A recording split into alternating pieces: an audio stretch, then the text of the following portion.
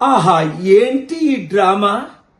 Actor number 1 Narendra Modi, actor number 2 Pawan Kalyan, యాక్టర్లో కలిసిపోయిన పెద్ద యాక్టర్ 40 సంవత్సరాల నుండి యాక్ట్ చేస్తున్న చంద్రబాబు నాయుడు.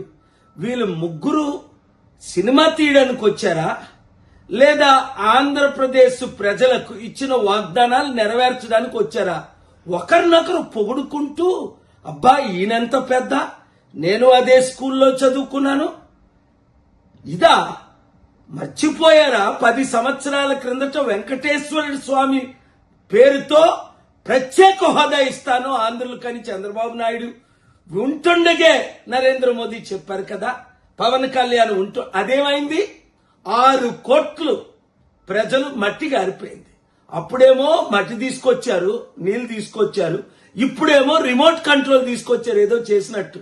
విశాఖపట్నం స్టీల్ ప్లాంట్ నీరు గారిపోతుంటే కనీసం ఇదిగో మేము 10,000 కోట్లు ఇస్తాం, నెలకి దీన్ని పెర్మనెంట్ చేస్తాం, ఇచ్చిన వాగ్దానాలు 2 కోట్ల ఉద్యోగాలు ఇస్తానన్నారు, ఇచ్చారా?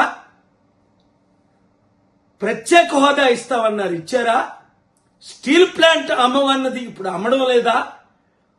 మనందరినీ ఇలా మోసం చేస్తుంటే దేన్ని బట్టి చప్పట్లు కొడుతున్నారు? బాగా మమ్మల్ని మోసం చేశారు, మేమందరం మోసపోయామనా? ఆంధ్రులారా, వీళ్ళందరూ ఒకటే, వీళ్ళందరూ తోడు దొంగలే, వీళ్ళందరూ మోసగాలే.